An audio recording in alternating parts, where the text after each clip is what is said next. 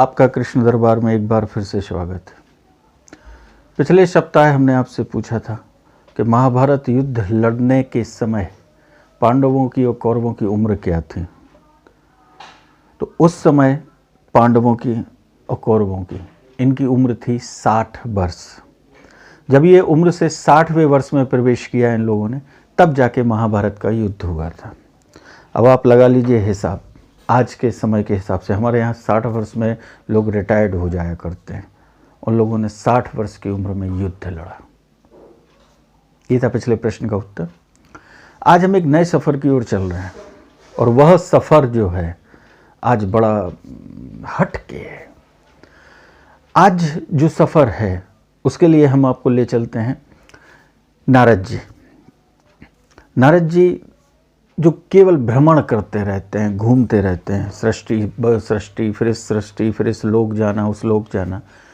एक बार नारद जी घूम रहे थे तो उनने आकर देखा, जब वो पृथ्वी लोक पे पहुँचे तो उनने देखा पृथ्वी लोक पर बहुत अधिक मात्रा में भीड़ है, अति भीड़। जहाँ देखो वहाँ भीड़ भीड़ भीड़ भीड़ भीड़ पहुँच रही थी।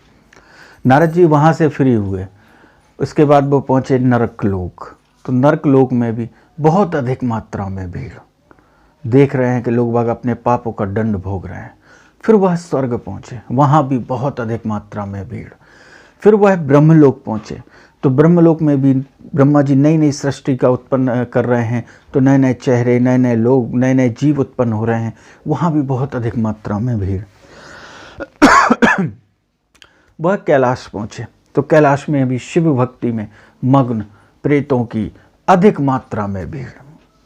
सब जगह घूमते घूमते घूमते नारद जी पहुँचे लास्ट में बैकुंठ लोक, जहाँ क्षीर सागर में भगवान विष्णु से सैया पर लेटे हुए हैं, माता लक्ष्मी चरण दबा रही हैं। नारद जी ने वहाँ जाकर देखा कि बैकुंठ बिल्कुल खाली, लक्ष्मी और नारायण के अलावा वहाँ कोई नहीं दिखाई दे रहा। तो नारद जी ने उत्सुकतावश भगवान को प्रणाम किया और प्रणाम करते हुए पूछा कि प्रभु, अभी हम कई लोग घूमते आ रहे हैं, पाताल गए, पृथ्वी लोक आए, स्वर्ग गए, कैलाश गए, ब्रह्मलोक गए, अनेक लोकों में हमने देखा बहुत अधिक मात्रा में भीड़ है, परंतु जब हम आपके बैकुंठ आए तो हे बैकुंठनाथ, यहाँ कोई नहीं है आपके माता के अलावा। इसके पीछे क्या रहस्य है, ऐसा क्या है? तो भगवान मुस्कुराए और मुस्कुराते हुए बोलते हैं, नारद जी, मुझसे सब चाहते हैं, मुझे कोई नहीं चाहता। यदि मुझे कोई चाहता होता तो वो मेरे पास होता। मैंने किसी को मना थोड़ी किया है कि मेरे पास ना आए। मेरे तो सारे दरवाजे खुले हुए हैं, लेकिन मुझ तक कोई पहुंचने की कोशिश ही नहीं करता। तो नारद जी कहते, नहीं प्रभु, ऐसा नहीं है। आप नहीं बुलाना चाहते इसलिए ऐसा है कि ये सब जगह खाली दिखाई दे रही है, लेकिन यदि आप बुलाएं तो कैसे नहीं आएंगे? लोग बाग तो आपकी नित्य भक्ति में मग्न रहते हैं, भक्त लोग आपकी भक्ति करते रहते हैं आप तक पहुंचने के लिए। भगवान कहते हैं, आपका कहना सही है, लेकिन मैं आपसे फिर कह रहा हूं, मुझे कोई नहीं चाहता, मुझसे केवल चाहते हैं। मेरा ये काम कर दो, मेरा ये कर दो, मेरी ये पूर्ति कर दो, बस मुझसे सा चाहते हैं, मुझे कोई नहीं चाहता। नारद जी ने कहा, नहीं प्रभु, एक मौका दीजिए, हम आपकी इस बात का खंडन करते हुए कह रहे हैं कि हम आपकी बात को झूठ कर देंगे। भगवान ने कहा, एक मौका क्या, हम तुम्हें दे रहे हैं, तुम जाओ। महान पापी से पापी भी आदमी को तुम पकड़ के यदि बैकुंठ ले आओगे तो मैं उसे अपने बैकुंठ में प्रवेश दे दूंगा, जाओ। नारद जी ने कहा, एक दिन का समय दीजिए, एक दिन में मैं इस बैकुंठ को भर के रख दूंगा। भगवान ने कहा, जाओ भर के ले आओ। नारद जी पहुँचते हैं, पृथ्वी लोक आते हैं सुबह सुबह, और आके नीचे जब पहुँचते हैं तो जितने लोग मिलते हैं उनसे कहते हैं कि भैया चलो, मैं तुम्हें बैकुंठ ले चल रहा हूँ। तो लोग वह कहते हैं, नहीं भैया, मुझे नहीं जाना। अरे, मैं बिना व्रत तपस्या किए हुए, अनेक जन्मों के पापों को नष्ट करते हुए, मैं तुम्हें इसी क्षण ले चल रहा हूँ और तुम्हें बैकुंठ की प्राप्ति हो जाएगी, चलिए। तो लोग वह कहते, नहीं मुझे नहीं जाना। ऐसे करते करते करते करते क्या होता है, दोपहर का समय हो जाता है, और दोपहर के समय तक नारद जी को एक भी व्यक्ति ऐसा नहीं मिलता जिसे बैकुंठ चाहिए हो, जो मुक्त होना चाहता हो। नारद जी पहुंचते हैं, उन्होंने कहा, यार रोड पे बहुत घूम लिया, अब अंदर गलियां देखते हैं, गली में कोई एक आध ऐसा आदमी मिल जाए। तो वे एक गली के अंदर प्रवेश किए। तो गली के अंदर घूमते घूमते उनकी नज़र पड़ी कि एक छोटी सी किराने की दुकान है। उस किराने की दुकान के बाहर एक बुज़ुर्ग दादा बैठे हुए हैं और वह सुपारी काट रहे हैं, तंबाकू निकाल रहे हैं और तंबाकू मल रहे हैं। नारद जी ने कहा, यह व्यक्ति मुझे लगता है कि ये बहुत फ्री आदमी है, हो सकता है यह मेरी बात को सुने और समझे। नारद जी अपना भेष बदलते हैं और भेष बदलने के बाद पहुंचते हैं और कहते हैं, दादाजी जयराम जी। दादाजी ने देखा, उन्होंने कहा, जयराम जी कैसे आना हुआ? उन्होंने कहा, और कैसे कट रही है ज़िंदगी बताइए आप।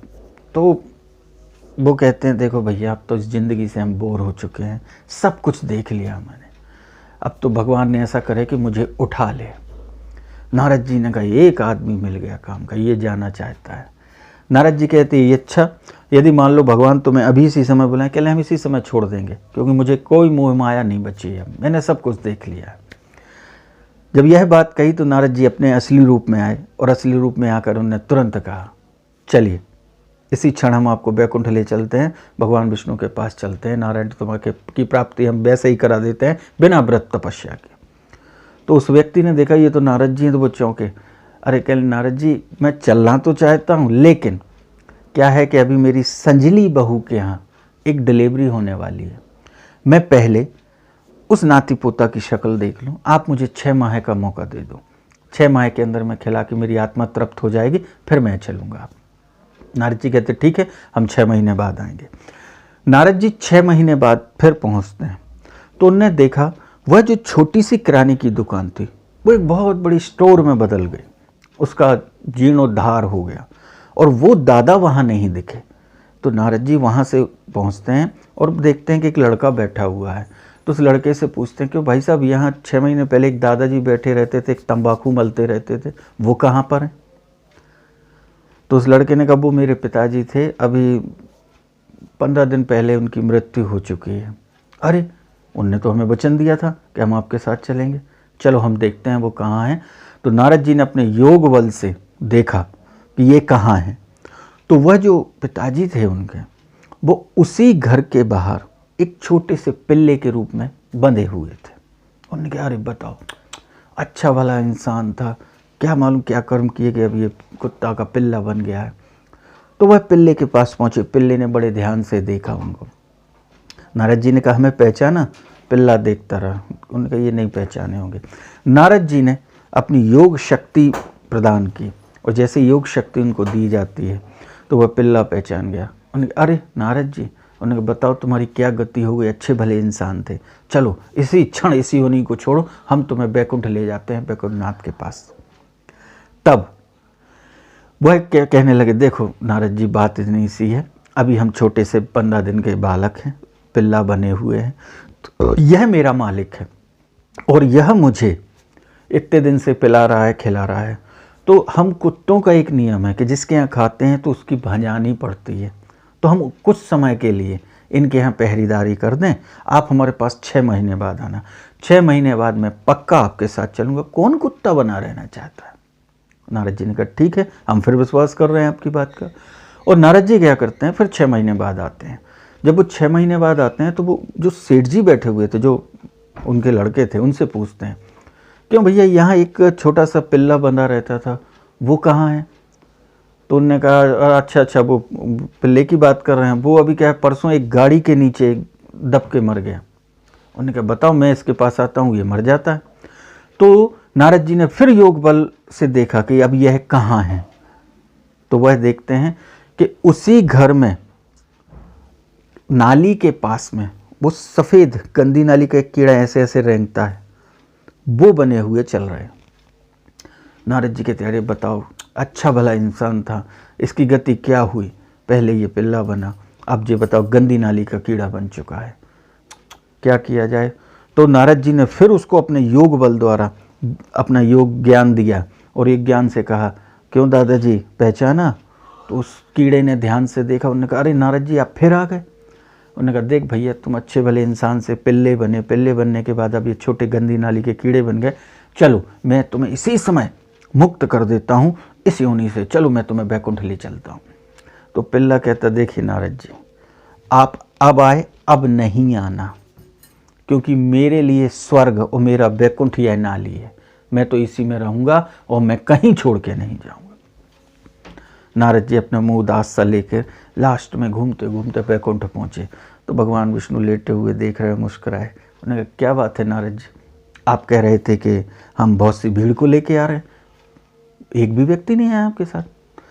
तो नारद जी कहते हैं, प्रभु आपकी तरह आपकी माया भी बहुत शक्तिशाली है। हमने बहुत प्रयास किया लेकिन एक भी व्यक्ति तैयार नहीं हो रहा, आपकी माया में इस कदर फंसा हुआ है कि वो कितनी कोशिश की मैंने लेकिन वह तैयार नहीं हो पाया। तो भगवान मुस्कुराए और कहते हैं, मैंने कहा था ना नारद जी, लोग मुझसे चाहते हैं, मुझे कोई नहीं चाहता।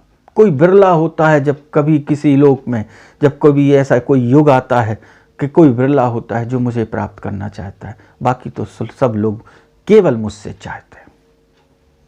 तो आज की कथा थी कि वास्तव में क्या भगवान को हम लोग चाहते हैं कि हमेशा उनसे चाहते रहते हैं? इस बारे में सोचिएगा। भगवान जिसको चाहते हैं उसके लिए क्या है ये देखिए आप। एक व्यक्ति बचपन से रोज मंदिर जाया करता था, भगवान के दर्शन करता था, लौट जाया करता था, फिर आता था, रोज सुबह से उठता था, फिर अपनी दुकानदारी में जाता था, दुकान खोलता था, अपना काम करता था, अपने व्यापार करता था।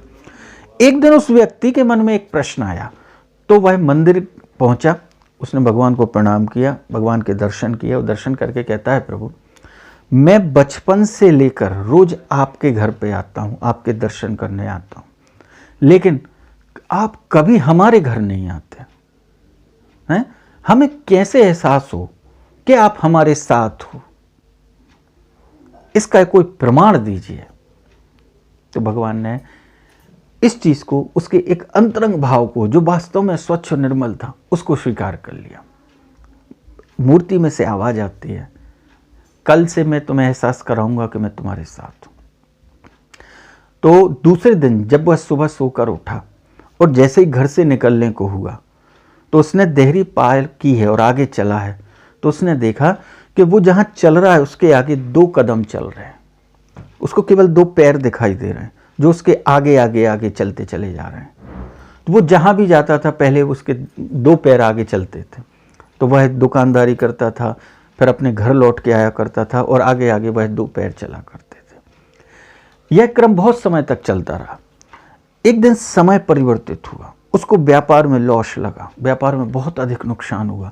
अधिक नुकसान होने की वजह से उसके संगे साथी, उसके भाई बहनें, उसके परिवार, उनके बच्चों तक ने साथ छोड़ दिया।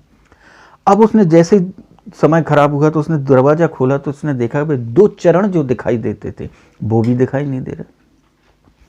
उसने कहा ठीक है, समय है, समय में कोई साथ नहीं रहता। यह भाव रखते हुए उसने वह चलता रहा। समय फिर परिवर्तित हुआ, क्योंकि पृथ्वी गोल है, उस समय हमेशा एक सा नहीं रहता, परिवर्तित होता रहता है। फिर एक बार समय जब परिवर्तित हुआ, उसके अच्छे दिन आए। अच्छे दिन आए तो उसको वह चरण फिर दिखाई देने लगे कि आगे आगे उसके वो चरण चल रहे हैं।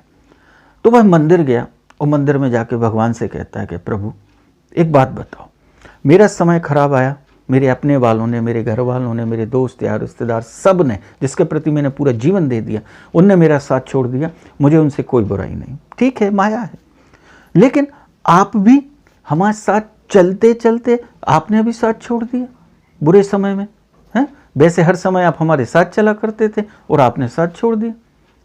तब आती है मूर्ति में से आवाज़। उन्होंने कहा, भगवान कहते हैं ऐसा नहीं है, जब तुम्हारा समय अच्छा था तो मैं तुम्हारे आगे आगे चलता था। आगे आगे इसलिए चलता था क्योंकि जब व्यक्ति अच्छा काम करता है, धर्म पे चलता है, नियम पे चलता है, तो उसके आज 1000 दुश्मन हो जाते हैं।